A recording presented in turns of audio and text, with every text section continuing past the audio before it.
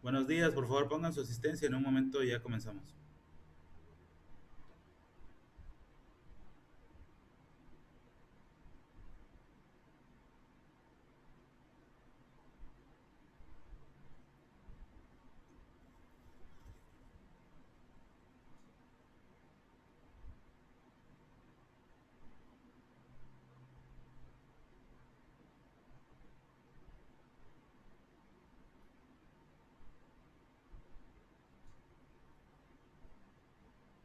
Bueno, mientras ponen su asistencia, recordarles cada uno de los lineamientos que están puestos aquí, además de considerar el de la cámara encendida, que es importante para nuestro nivel bachillerato.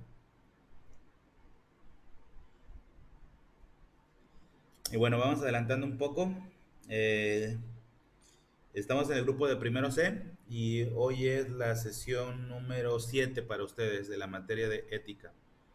Entonces, para que vayamos poniendo en nuestra libreta, mientras le estoy dando todavía admisión a algunos de sus compañeros, eh, sesión número 7, y el tema es la axiología, que hoy vamos a ver más a profundidad algunos de los elementos que ya vimos de esta disciplina, la axiología, como sesión número 7. Mientras le termino de dar admisión a sus compañeros y bueno, termina de pasar los lineamientos que están aquí para ir adelantando, porque bueno, es bastante lo que tenemos que hacer hoy. Y pues justamente hoy vamos un poquito tarde en cuanto a minutos, ¿no? Ya es la hora con 6, vamos a empezar. Voy a irme a la clase. Eh, Les pongo la diapositiva número 7. Les hago un recorrido rápido sobre lo que vamos a ver el día de hoy. Esta es la plantilla o la ficha del trabajo del día de hoy. El tema es la axiología, sesión número 7. Vamos a analizar el tema a través de estas partes. No me voy a estacionar en ninguna, voy a estar enseñándoles, mostrándoles en qué va a consistir y ahorita me regreso a cada una de ellas. Primero vamos a hacer una introducción con respecto a qué es la axiología, pero más allá de la parte conceptual, porque la parte conceptual ya la vimos en la anterior clase cuando vimos ética y estética y su relación perdón, axiología y estética y su relación con la ética. No sé si fue en la sesión 3 o 4, pero por ahí más o menos es que vimos este tema. Hoy ya no vamos a ver la parte conceptual, sino más bien vamos a hacer una parte de reflexión respecto a la axiología. Y bueno, la voy a hacer a través de esta imagen que está aquí, que son los valores, que son el símbolo o lo que más representa la axiología. Posteriormente vamos a analizar la axiología a través de 6 puntos, que son estos que están acá, de los cuales ustedes tomarán las notas pertinentes. Lo pueden hacer en forma de cuadro sinóptico, lo pueden hacer como esquema y le ponen nomenclatura: 1, 2, 3, 4, 5, 6. Y abajo empiezan con las notas del 1, terminamos con el 1, ponen 2 y las notas del 2 y así consecutivamente, como a ustedes les parezca. Luego vamos a irnos a los diferentes tipos de valores, que es la imagen que están viendo, en donde no van a copiar qué son cada uno de ellos, sino cuáles son: familiares, universales, morales, etcétera. Hasta ahí nos vamos a quedar, nada más en la enumeración de cuáles son, no en qué consisten cada uno de ellos. Eso lo vemos más adelante. Y bueno, luego nos vamos a ir a un clásico de la axiología, de los valores y de la ética, que es el dilema del tranvía. Es esta imagen que están viendo, en donde van a tomar una decisión axiológica sobre qué decisión tomar. La axiología, al final de cuentas, nos equipa de las condiciones para tomar decisiones correctas, para la toma de decisiones. Y si yo estuviera en la comodidad de mi casa, sentado enfrente de mi computadora, como es el caso de nosotros en este momento, y decidir entre el bien y el mal, no hay problema. El problema se da cuando le agregas a esa toma de decisiones el contexto, la circunstancia. Ahí ya cambia. Y les voy a poner un ejemplo rápido. Quisiera que lo imaginaran para que sea trascendente y no se les olvide. Los nombres que estoy alcanzando a ver aquí: Diana, Valeria López, Diana Martínez, César Iván. Imagínense ustedes dos niñas, un varón, dentro de 15 años. Van a tener alrededor de 30 años, 29, 30 años, y en este momento tienen 14, 15. Imagínense así. hicieron ya su vida, tienen una profesión, les va muy bien en la vida, están casados o no, depende, pero tienen un hijo.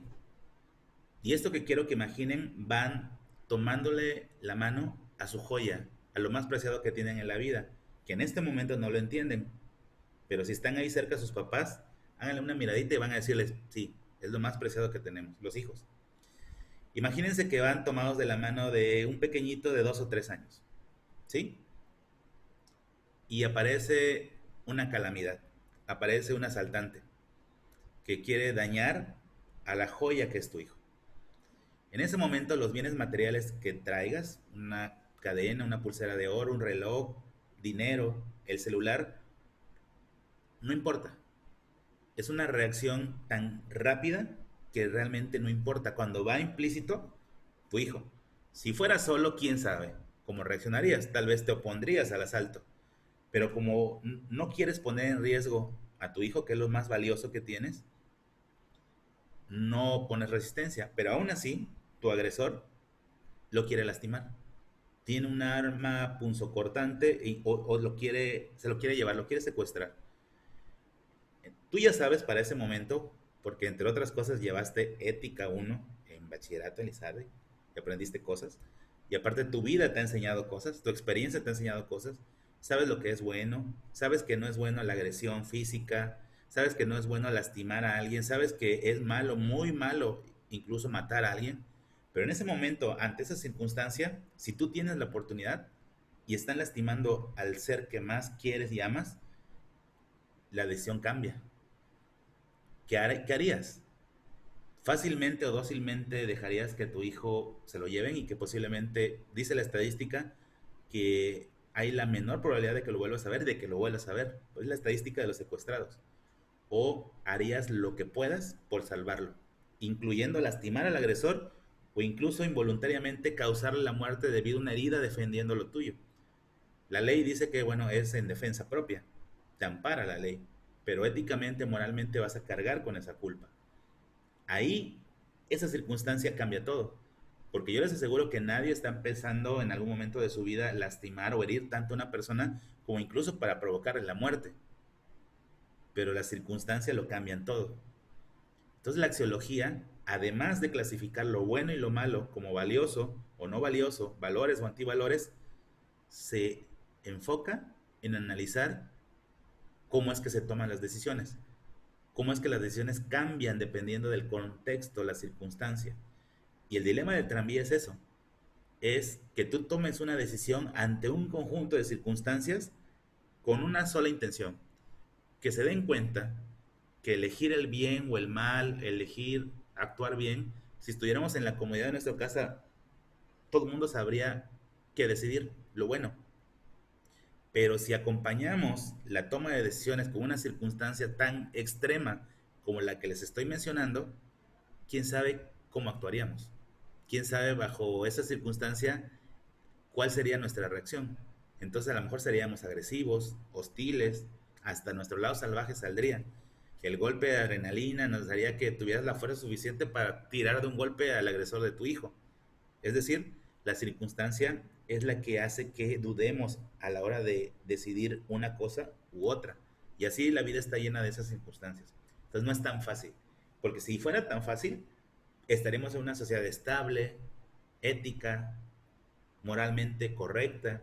Y la realidad es que hay una serie de circunstancias que hace que las personas confundan y en ese dilema de elegir entre el bien y el mal, pues a veces movidos por la circunstancia, actúan de manera incorrecta.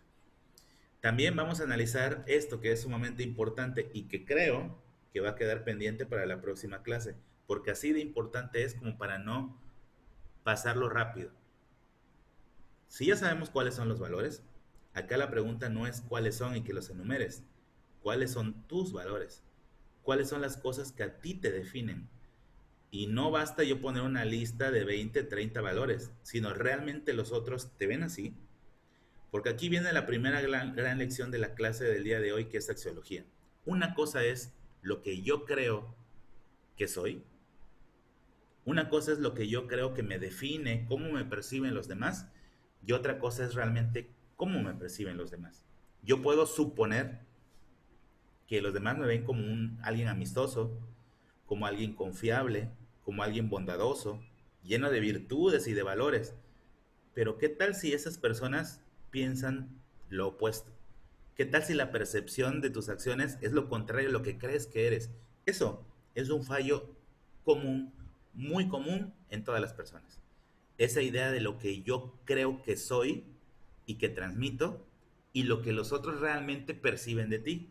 Y esa discordancia o esa no concordancia entre lo yo que creo que estoy dando y lo que la otra persona ve de mí empieza a crear conflictos entre padres e hijos, entre parejas, novios o esposos, entre familiares y a nivel general entre la sociedad. Esa falsa percepción de lo que yo creo, cuáles son mis intenciones y cómo los demás realmente me perciben. Ahí cobra un poco importancia, bueno, una total importancia lo que vimos la clase anterior respecto a Kant, que hablaba acerca de cómo la percepción suele ser equivocada en la mayoría de las veces cuando no va acompañada de la razón. Entonces, bueno, eso en esta parte. Y por último, presentarles lo que se va a hacer el día de hoy, que es esto de acá. Los esquemas de clase, las notas que se tomen al respecto, dos ejercicios. Uno de ellos, ¿qué harían ustedes ante el planteamiento del dilema del tranvía? Que se los voy a poner apenas. Y dos, ¿cuáles son los 10 valores que realmente te definen? Que realmente te definen, es decir, que marcan tu personalidad. Y para que me entiendan, voy a poner este ejemplo. Imagínense que, no sé, que una de ustedes tiene una mejor amiga y esa mejor amiga se va a Europa y regresa después de 10 años. Odalis, ahorita te doy el micrófono, un instante. Y no bajas la mano. Y de repente cuando regresa después de 10 años, tu mejor amiga y que por alguna razón no tuvieron contacto, tú ya te casaste. Y te pregunta, oye, ¿y cómo es? ¿Cómo es tu esposo? Porque le interesa, porque tú eres una persona muy importante para ella. ¿Cómo la vas a definir? Principalmente con esto. Ah, es que él es muy amoroso, es muy leal, es muy responsable y por eso me casé. Es decir, lo que te define son realmente las cosas que denotas con lo que haces día a día, es parte de tu personalidad. Y es ahí donde recobra importancia, primero, reconocer cuáles son esas virtudes y segundo, reconocer cuáles no tengo para trabajar en ellas. Olvídense de cambiar el mundo, olvídense de cambiar el país. De lo que se trata, al menos en este primer momento, en esta materia, es que su entorno próximo y sus relaciones en su entorno próximo mejoren. Con sus padres, con sus demás familiares, cuando regresemos a clases en el salón y que todos vivamos una convivencia adecuada y armónica entre los que estemos ahí, entre el resto de la escuela, más adelante socialmente en general, con sus amigos del fútbol, con lo que sea, que logremos alcanzar ese nivel de desarrollo ético gracias a la formación de esta asignatura. Entonces, bueno, voy a darle la palabra a la persona que había alzado la manita, perdón. Te perdiste, ¿puedes volver a alzar la mano a la persona que había alzado? Ya tienes el micrófono abierto. Es que le iba a decir que si podía admitir a Jackie porque tenía problemas de internet, pero ya entró. Sí, no tengo a nadie en la sala. Ok, gracias. Entonces, bueno, vámonos a la primera diapositiva. Esta de acá. Entonces, la axiología sí es cierto que se encarga o se enfoca en nuestras acciones, clasificarlas como actos buenos poniéndole la etiqueta de valor y nuestras acciones que no son deseables poniéndole la etiqueta de antivalor. Una polaridad positiva o negativa ante una acción. Por ejemplo, ante el cumplimiento de cierta cosa, se le llama responsabilidad, ¿no? Le pongo la etiqueta de valor y responsabilidad si lo hago. Pero si no lo hago, la axiología le pone la etiqueta de antivalor y se conoce como irresponsabilidad. Eso ya lo sabíamos. Eso es lo que hace la axiología, pero va más allá de, porque no se trata del concepto, no se trata de definir qué es bondad, qué es templanza, qué es compromiso, qué es solidaridad, se trata de llevarlo a la práctica para que entonces esa serie de valores me definan, me caractericen y los demás me vean como una persona que lleva implícitos en su personalidad este conjunto de valores. Así pues, cuando decimos, no, es que fulanita de tal que es mi amigo es leal, es un amigo leal, es comprometido, es una persona íntegra, responsable. Bueno, no son simplemente eh, distinciones, no son simplemente adjetivos, no son calificativos, son parte de su personalidad. La reflexión del día de hoy es que primero entendamos que los valores no son un sustantivo, no es un adjetivo, no es una cosa. Los valores son las acciones. Entonces lo que yo me debo de preocupar es que mi actuar, mi personalidad, denote esos valores. Que el otro, los otros, me vean con esas características. Oigan, no estoy siendo romántico social, o sea, en ese intento de que todo el mundo esté bien, estamos siendo realistas. Estoy hablando de la proximidad de cada uno de ustedes. Estoy hablando de que Andrea, de que Jackie, en su entorno próximo, tenga relaciones estables con su familia, con sus amigos, con los más cercanos. A eso me refiero. Y no tanto ese intento de cambiar al mundo porque difícilmente podemos hacer que cambie. Lo que sí puedo hacer que cambie es mi entorno próximo. Yo, comenzando por conmigo. Y luego como consecuencia, cómo me llevo con mis papás. Estoy hablando de ustedes, cómo me llevo con mis hermanos, el resto de mis familiares, cómo me llevo con mis amigos, cuando regresemos a clases, cómo nos vamos a llevar en el salón, cómo me voy a llevar con mis profesores, cómo me voy a llevar con el resto de la sociedad.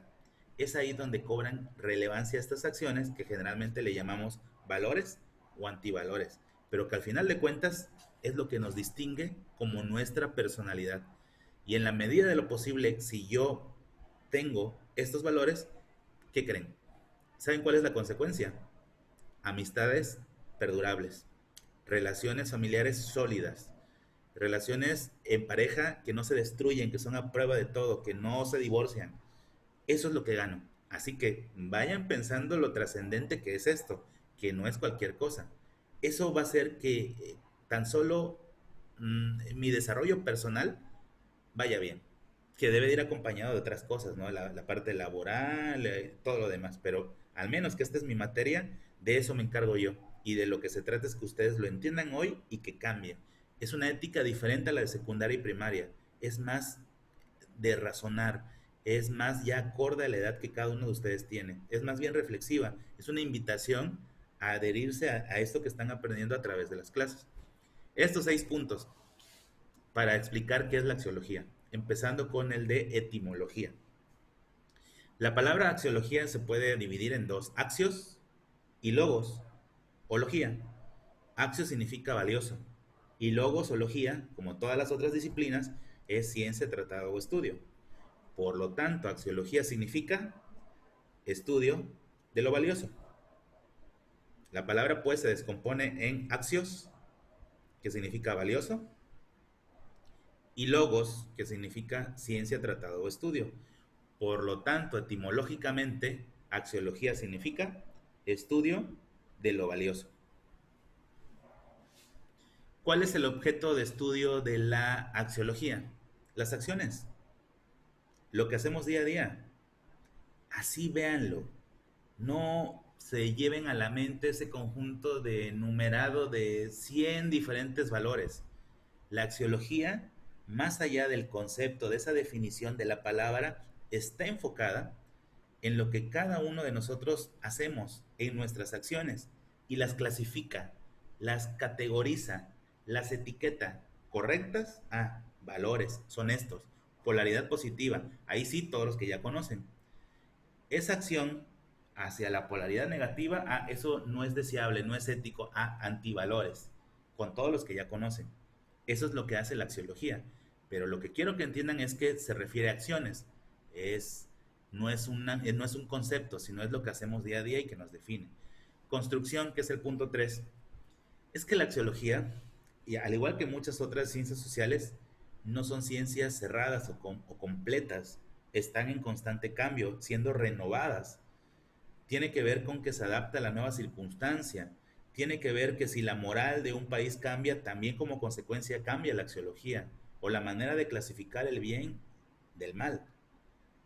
Entonces, la axiología es una disciplina que está en proceso de construcción y no tiene ningún problema, ¿eh? A diferencia de las ciencias exactas que a través del método quieren establecer que esto es lo que es y que por cierto se han derrumbado teorías que tenían toda la certeza, teorías acerca de la evolución, acerca del movimiento astronómico, referente a muchos otros conceptos, se han derrumbado esas teorías, se han construido nuevos paradigmas. La axiología no tiene ese problema, es una ciencia abierta, inconclusa, perfectible, que se está completamente y constantemente renovando de acuerdo a cómo evoluciona la dinámica social. Si hoy lo que es malo se convierte en bueno y lo que es bueno se convierte en malo, la axiología se va adaptando a esa circunstancia que les va dictando quién, la moral y la ética.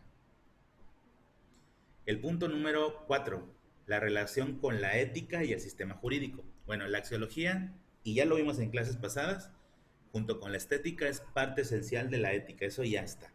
Pero falta uno más, el sistema jurídico. No sé cuántos de aquí vayan a estudiar humanidades, se vayan a ir a derecho, pero ahí les va una. El sistema jurídico, las leyes, las normas, están basadas en algo que se llama usos y costumbres. Es decir, cuando es común que esto sea así, la ley lo convierte en una ley, en algo que se tiene que cumplir, en una norma, y que si no lo cumples, hay una consecuencia punible, castigable, por no cumplir la ley. Lo que quiero que entiendan es que tanto la axiología, la ética y la moral dan las pautas de las leyes, porque las leyes están basadas en usos y costumbres, aquí y en cualquier parte. Todo lo que se eleva a calidad de ley, que está incluida en la Constitución, nace de una práctica social, nace de la moral, de la costumbre, de la ética, de la axiología. Por lo tanto, la ética, la axiología y la moral proveen al sistema jurídico de las reglas de convivencia que la ley lo que hace es hacerlas oficiales y establece para el cumplimiento de ellas una serie de castigos o sanciones si no se cumplen.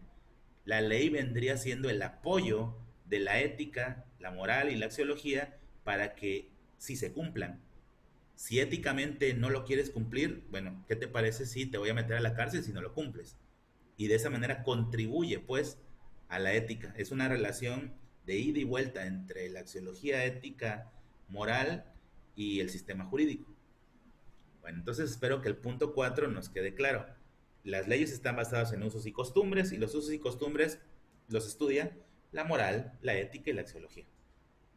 Lo objetivo y subjetivo. Aquí es lo complicado en el ejemplo que les puse hace un rato respecto a un agresor que te quiere asaltar y quiere hacerle daño a tu hijo. Hay una complicación real para distinguir entre lo que es objetivo y subjetivo a la hora de tomar decisiones, porque hay una serie de circunstancias que en ese instante caótico no me hacen pensar claramente y no sé qué decidir. Imagínense en ese asalto imaginario. Tú ya sabes lo que es correcto, eso es objetivo, pero la circunstancia lo cambió. Entonces el cumplimiento de lo que es correcto se convierte en algo subjetivo, porque la circunstancia hace que cambies. Y entonces a lo mejor en esas circunstancias es válido el agredir a otra persona porque te estás defendiendo, incluso provocarle la muerte con tu defensa, porque es defensa de tu hijo. Y de hecho legalmente hay una forma de librarte del castigo, porque es en defensa propia. Tú no querías hacerlo, la circunstancia te obligó. Entonces todo lo que pensamos que era objetivo y que era bien claro, se convierte en algo subjetivo, por la circunstancia, por el contexto, por la situación. Entonces ya no es tan fácil decidir, se complica. Entonces eso es lo que quiero que entiendan en la parte donde dice lo objetivo y subjetivo. Todo el mundo sabemos lo que es, lo correcto, lo que éticamente está marcado, las pautas sociales, la norma, la moral, pero hay circunstancias que si las analizo, entonces eso que antes me parecía claro y objetivo, se vuelve turbio y subjetivo y no sé qué decisión tomar. Y por eso es que la gente suele no tomar las decisiones más adecuadas, porque existe un contexto que los orilla a tomar decisiones equivocadas. Me voy al último punto, y tal vez sea una de las cosas más importantes en la clase del día de hoy. Vean, ¿qué es el nivel conceptual, procedimental y actitudinal? Lo explico. Eh, Cuando yo les explico qué es ética, qué es moral y qué es axiología, y me quedo en el concepto, y ya, es nivel conceptual. No sirve de mucho. Es como preguntarle a un político, oye, ¿sabes qué es honestidad? Y que el político te diga, sí, es tal, tal, tal, y le ponga 10, aunque en la práctica no sea honesto ni responsable. Entonces, la parte conceptual no sirve de mucho. Y tristemente es la que utilizamos para qué? Para evaluar si aprendiste o no ética. Pero eso no va a definir si realmente aprendiste ética o no. Es lo que sigue, y ahí va. Si ya sabes lo que es correcto, lo que es ética, lo que es moral, ahora hazlo. A ese nivel de conocimiento se le conoce procedimental. Es decir, ya sé cómo proceder, cómo actuar, ya lo llevo pues a la práctica. Y entonces la ética cobra relevancia, porque ya se va a notar en las relaciones que tienes con los demás. Ya vas a tener relaciones estables con tu familia, con tu pareja, etcétera, con el resto de la sociedad. Y falta un tercer nivel, que es el actitudinal. ¿Cuál es? El que quieras, que tengas la actitud para sí querer ser ético. Y les voy a poner un ejemplo burdo y fácil para que todo el mundo lo entienda. Un niñito le enseñas a cepillarse los dientes y les dices a nivel conceptual, oye, mira, este es un cepillo, esta es una pasta. Cepillarse los dientes significa una lámina, ¿no? Una imagen. Hacer el cepillo así y eso es cepillarse los dientes. Ya sabe el concepto, pero vuelvo a repetir, ¿de qué sirve? ¿De qué sirve saber el concepto si no se ejecuta? En cambio, si a ese niño le hago que se cepille ahora los dientes de manera práctica, ya no teórica, sino real, ya le subí al nivel de conocimiento, ahora es nivel procedimental. Ya sabe lo que es y sabe cómo hacerlo. Pero falta una cosa importante. Ese niño que ya sabe qué es cepillarse los dientes y sabe cómo hacerlo, nada más no quiere cepillarse los dientes, porque le hace falta un tercer nivel, que es el nivel actitudinal, es decir, que quiera la motivación para querer hacerlo. Bueno, pues la ética es lo mismo. Lo que están aprendiendo son conceptos, pero el hecho de que lo lleven a la práctica y que quieran llevarlo a la práctica, eso, ¿saben qué, jóvenes? Le corresponde a todos y cada uno de ustedes. Yo no lo puedo controlar. Yo me puedo quedar en la parte conceptual y reflexiva, pero los que van a realmente ejecutar los actos que denoten ética, valores, una moral adecuada, son ustedes con sus acciones y que quieran hacerlas, ¿no? Esos son los tres niveles. ¿Y que creen que no es privativo de ética? Aplican todas las disciplinas, matemáticas, física. ¿De qué sirve si únicamente van a hacer papeles en la libreta? El día en que tú quieras aplicar en la vida real lo que aprendes de cada una y de todas las disciplinas que llevan, pues ese día le subirás el nivel conceptual, procedimental y actitudinal.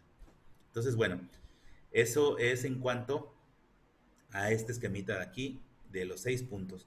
Seguimos pues avanzando a esta parte de acá. Nos vamos a los tipos de valores que existen. Hay una manera de clasificarlo a través de estos 7 puntos. Hay otras más. Hay quien además incluye la parte del cuidado del medio ambiente, pero en general son estos. ¿Cuál es el primero? El que está a las 12 del reloj, del radial, son los valores familiares. Nada más tienen que copiar cuáles son y el qué son, yo los defino. Y está por demás hacerlo en este momento, además de que nos quitaría tiempo. Los valores familiares, bueno, ya saben, se dan en los primeros años de nuestra vida, esos años donde aprendemos por imitación, nos inculcan cosas como disciplina, como ciertos hábitos, ¿sí? Aptos o listos para la convivencia social, convivencia en familia. Los valores de tipo universal, bueno, esos son diferentes, son aquellos que son universales, se aplican aquí en cualquier lugar y no importa la época, como por ejemplo la libertad, como por ejemplo la amistad, ¿sí? Que eso es algo universal sin importar el lugar ni la época. Los valores morales, esos son cambiantes. Es el conjunto de normas que se establecen en un determinado lugar y hay que respetar.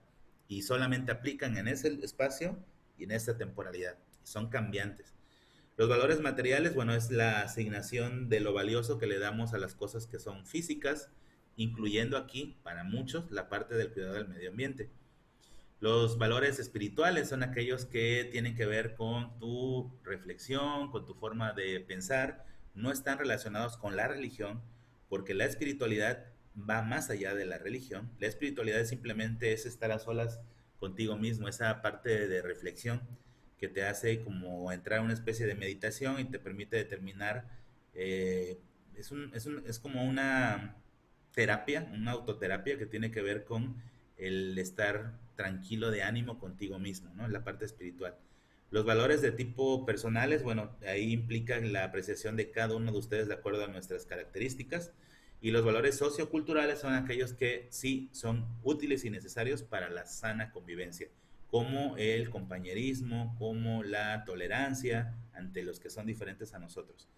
Y esos son los principales tipos de valores que existen. Ahora, si ya nos quedó claro cuáles son los diferentes tipos de valores, cuáles son los niveles de desarrollo de los valores, que ya quedamos que no nada más es el concepto, sino es la práctica y querer hacerlos, nos vamos al primer ejercicio del día de hoy, que se los enmarqué acá. Vean la diapositiva y me voy a regresar. Esta. Ejercicio del dilema del tranvía y los 10 valores que te definen. El primero de ellos. Si yo no tuviera ninguna circunstancia complicada alrededor de la primera imagen, la que ven a su izquierda, y ustedes, cada uno de ustedes fuera esa personita que tiene en sus manos, en su mano derecha, una palanca que acciona un mecanismo, ¿qué les parece este planteamiento? Un tranvía, no tiene frenos. Lo que te quieras imaginar, hay una falla mecánica o el conductor no va en el tranvía. Va a arrollar irremediablemente a esos 5 que están ahí, porque hacia allá va dirigido. Y tú estás por ahí y tienes en tus manos la posibilidad de accionar un mecanismo que va a hacer que el tranvía, en lugar de irse de manera recta y arrollar esos 5, se desvíe hacia su izquierda y arrolle solamente a uno. ¿Qué decisión tomar ante esta simple circunstancia? Si su respuesta es, pues salvar a ese uno, nada más que conste, que quede estipulado, que esa persona que va a morir, que es ese uno, no iba a morir. Y murió como consecuencia de la acción que tú hiciste, que fue mover la palanca. No es tan fácil como que moralmente salvo a esos 5, porque la vía y el tranvía, por el accidente que fuere, iba a matar y arrollar a 5, pero tú no tenías nada que ver. En el momento en que tú decides intervenir para moralmente, éticamente, como cosa de humanismo, salvar a las mayorías, sacrificando a esa minoría, ya manipulaste el orden lógico y normal en que iban a suceder las cosas. Y la primera cosa que va a ocurrir es que va a haber una carga jurídica en tu contra. ¿Por qué? Porque esa persona murió directamente como consecuencia de que tú moviste la palanca. Y los otros 5 te van a estar muy agradecidos, van a darte 1000 gracias, pero vas a estar en un lío jurídico. Y yo no sé si tu defensa vaya a salvarte, porque si las cosas hubieran seguido como estaban, esa persona que está arriba, que está solo, no le hubiera pasado nada. Hubiera el tranvía arrollado a los 5 de abajo. Pero tú en el afán de intervenir y salvar, pues provocaste tal cosa. Aderezamos un poquito más el problema con lo siguiente. ¿Qué pasaría si la persona que está sola es un ser querido tuyo? Un hermano, un novio, un esposo, uno de los padres, un abuelo, alguien muy querido por ti. ¿Qué pasa? La circunstancia hace que cambie. Y entonces puedes ser movido por el sentimiento, el amor, el cariño que tienes hacia tu ser querido y que sin importar que vas a sacrificar la vida de 5, pues decides salvarlo a él. Y tú estás tomando una decisión, pero ya va cargada de contexto, ya va cargada de un elemento que complica la toma de decisiones. Si decidieron pues salvar al ser amado y comprometer a los otros 5, pues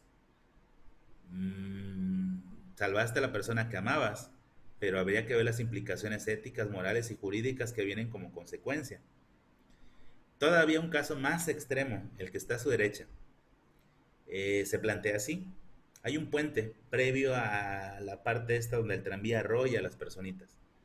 Y hay una persona grande, corpulenta, que es capaz de que si lo arrojas de ese puente, pueda detenerlo y salvar así la vida de los demás.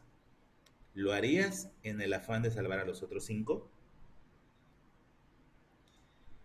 ahí va implícita incluso una situación jurídica o penal, porque aquí ya estás hablando de empujar arbitrariamente, conscientemente a una persona desde un puente que va como consecuencia a perder la vida.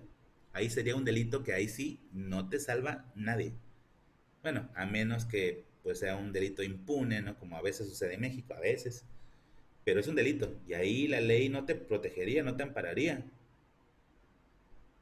Ahora, si no se quieren complicar y dicen, no es ningún ser querido tuyo, no es nada, y simplemente dejas que los hechos corran conforme el curso que tenían, ¿qué creen? Que jurídicamente también hay un delito que se llama omisión. Omisión significa que estabas en las posibilidades de ayudar y que no lo hiciste.